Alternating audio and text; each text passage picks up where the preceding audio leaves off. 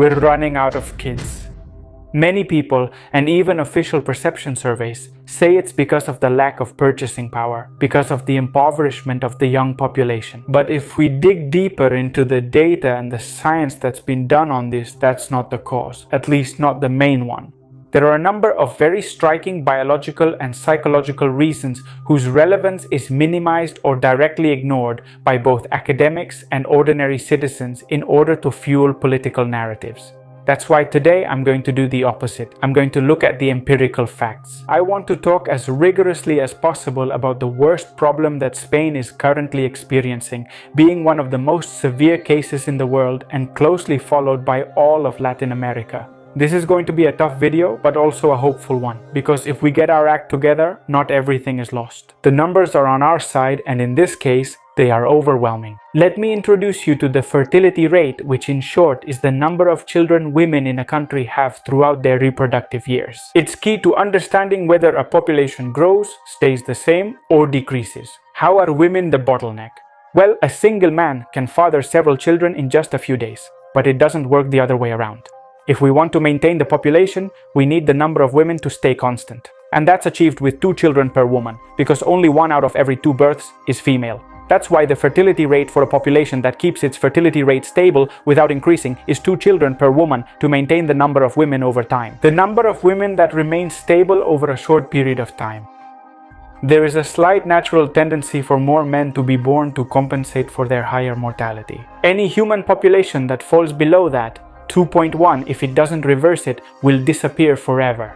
Values of 1.9 or 1.8 are already very concerning, but Spain currently has a fertility rate of 1.1. It's catastrophic. It means that with each generation, the number of births is reduced by about half. If this pace continues, and if we remove other factors from the equation, such as immigration, which we will talk about later, before the end of the century, Spain could lose between a third and half of its population. And if the trend doesn't reverse, we're talking about only a few million Spaniards remaining in the next century and their gradual disappearance in the following centuries. And the worst part is that the fertility rate of 1.1 keeps plummeting, so these estimates are actually quite optimistic. If the trends continue, in a few years we'll be like South Korea, the country with the lowest fertility rate on the planet, 0.8. The average Korean woman doesn't even have a single child. Maybe you're wondering why all of this should be a problem.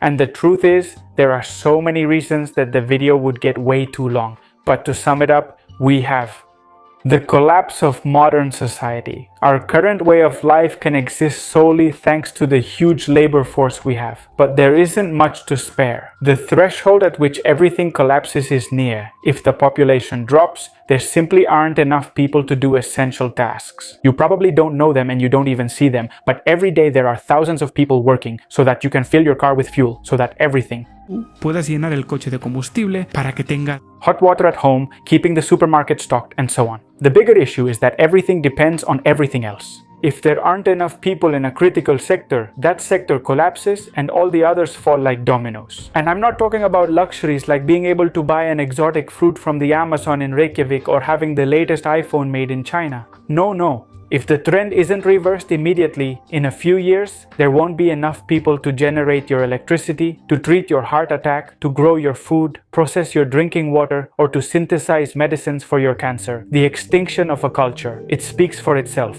If there are no Spaniards, can we still talk about Spain? This is a fear that is already starting to emerge in Korea, the country without children, the nation headed toward its disappearance. On the streets, you see more and more gray-haired people, and although there are still adults, minors have been disappearing in recent years.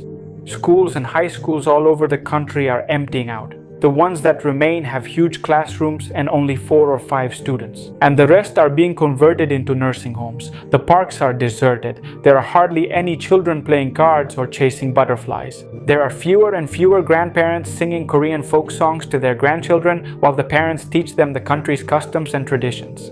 If there isn't a drastic change, an entire nation will disappear with this generation. Silently, without many more warnings beyond the statistics, it will disappear forever from the face of the earth.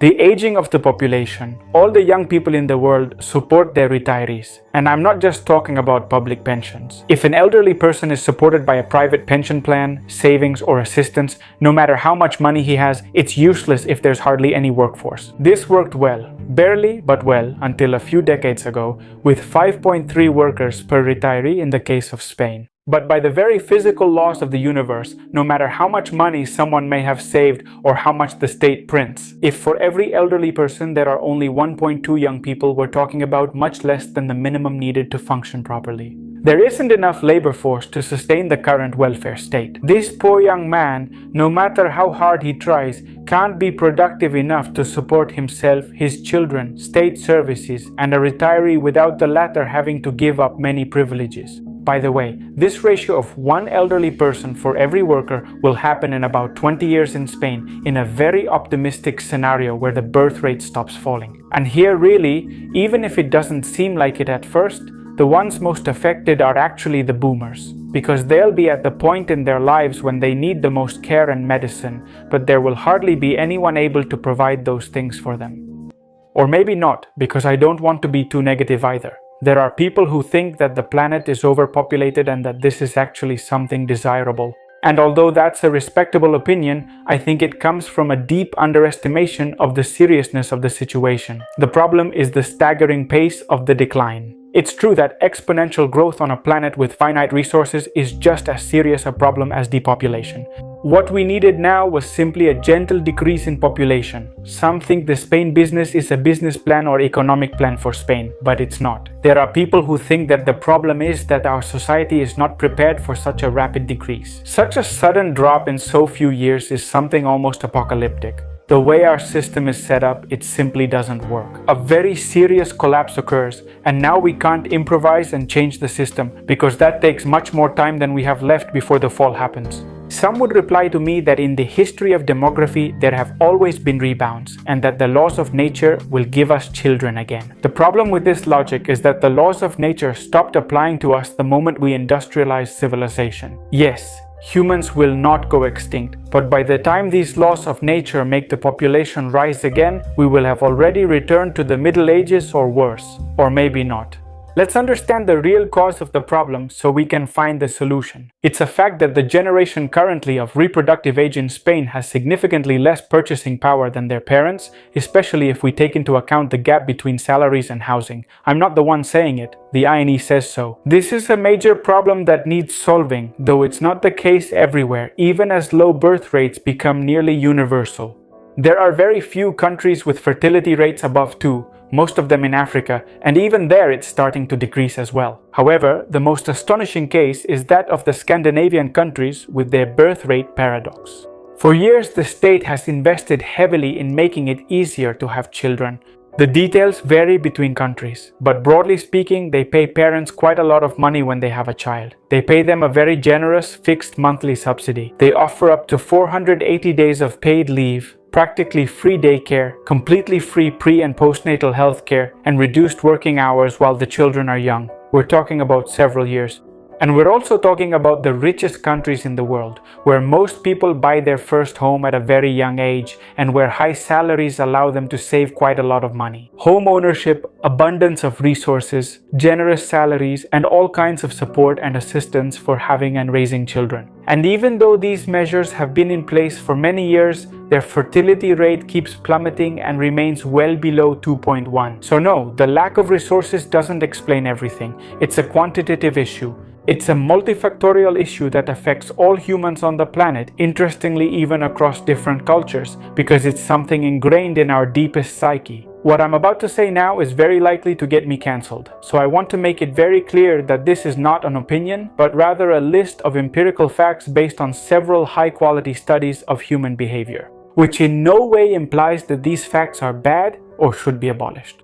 These are the main factors that threaten to cause the collapse of global human society as well as the end of our civilization in no particular order, since the exact magnitude of their effects is unknown. 1. The incompatibility of the labor market with motherhood and fatherhood. In the past, women stayed at home to take care of many children. Now she has 4 master's degrees and 3 doctorates in bioengineering. And on the other hand, men rarely show a willingness to give up their own priorities to make up for it. In most cases, both worlds are incompatible for both sexes. 2.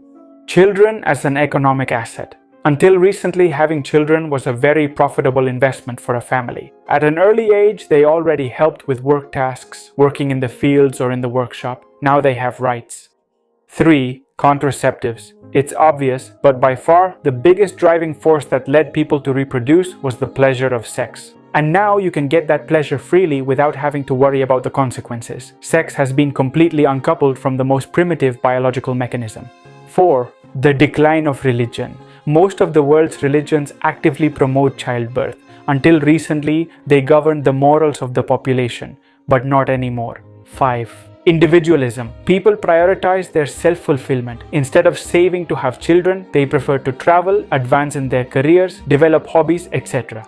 6. The instability of couples. The liberalization of love and sex has led to a surge in short, informal relationships and divorce rates. A behavior that more faithfully reflects true human nature, but in the current context drastically reduces the window of stability needed to have children. 7. Climate anxiety. More and more people are expressing concern about the future of the planet and argue that bringing people into a declining world is irresponsible. 8. The poverty of people of reproductive age. Obviously, although it is one among many, it remains a major problem and the main one for many. If young people can't even support themselves, having children is simply not an option. Except for the last 2 points on the list, the rest are not inherently bad for the individual. In fact, most of us would agree that it's a wonderful list of benefits that have come to the human species. But it's also a fact that they will destroy everything we love unless we find some solution. What options do we have?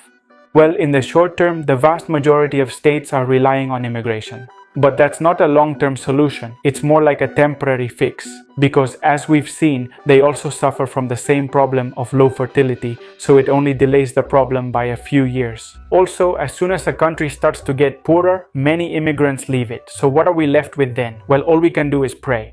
Literally, the most direct option could be to recover traditional values, but obviously that's not a realistic solution. In fact, it has already been tried, even by force, like in Ceausescu's Romania, but for obvious reasons it brought a lot of suffering and misery. It's not an option, not because it doesn't work out, but because it's morally wrong and because you can't force how people think. Therefore, we are left with robotics rather than AI. If these technologies advance fast enough in the coming years, they could meet the labor demand, but there's no guarantee that this will happen.